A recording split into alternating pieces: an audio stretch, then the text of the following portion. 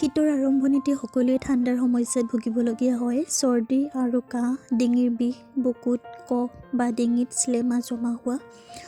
যদিও এইবোৰ সাধাৰণ সমস্যা যেন লাগে, সময়মতে চিকিৎসা নকৰিলে শ্বাস-প্ৰশ্বাস তন্ত্ৰৰ গুৰুতৰ ক্ষতি হ'ব পাৰে। গতিকে এই সকলোবোৰ সমস্যা আৰম্ভণিৰ পৰাই যত্ন লোৱা উচিত। চিকিৎসকৰ ওচৰলৈ যোৱাৰ আগতে ঘৰতে এই সমস্যাবোৰ কমোৱাৰ চেষ্টা কৰিব পাৰে। কফ বা কফ সমস্যা দূৰ কৰাত বিশেষভাৱে ফলপ্ৰসূ কিছুমান ঘৰুৱা উপায় জানি লওক। কাহ কমোৱাৰ বাবে মৌ আৰু আদা 1 চামুচ মৌৰ লগত 1 চামুচ আদাৰ ৰস মিহলাই লওক। প্ৰতিদিনে 3 বাৰকৈ সেৱন কৰিলে ডিঙিৰ বিষ আৰু শুকান কাহৰ পৰা উপশম পোৱা যায়। আদায়ে ডিঙিৰ বিষৰ পৰা উপশম দিয়ে, মৌৱে কাহ নিয়ন্ত্ৰণত সহায় কৰে। প্ৰচুৰ পৰিমাণে পানী খাব লাগে। হাইড্ৰেশ্যন অবিহনে অতিৰিক্ত কফ বায়ুপথত জমা যাব আৰু আঁতৰোৱাটো অধিক কঠিন হৈ পৰিব। গতিকে প্ৰচুৰ পৰিমাণে পানী খাব। ইয়াৰ ফলত আপোনাৰ ডিঙিৰ শ্লেমা পাতল হ'ব আৰু বায়ুপথৰ পৰা ওলাই অহাত সহজ হ'ব। কুহুমীয়া পানী খালে ভাল হ'ব। নিমখীয়া পানীৰে কুলকুলি কৰক অথবা গাৰ্গল কৰক। নিমখীয়া পানীৰে গাৰ্গল কৰিলে ডিঙি পৰিষ্কাৰ হোৱাত সহায়ক হ'ব আৰু শ্লেমা কমিব। এগিলাচ গৰম পানীত 2 পৰা 3 চামুচ নিমখ মিহলাই লওক। ভালকৈ গাৰ্গল কৰক।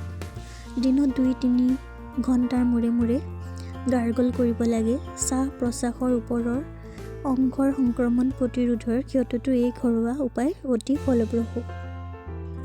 পুষ্টিকৰ খাদ্য। কফ সমস্যা দূৰ কৰিবলৈ খাদ্যৰ প্ৰতি গুৰুত্ব দিব লাগে। ইলাচি, পিঁয়াজ, আনাৰস, আদা, নহৰু আৰু জলকীয়া বেছিকৈ খাব।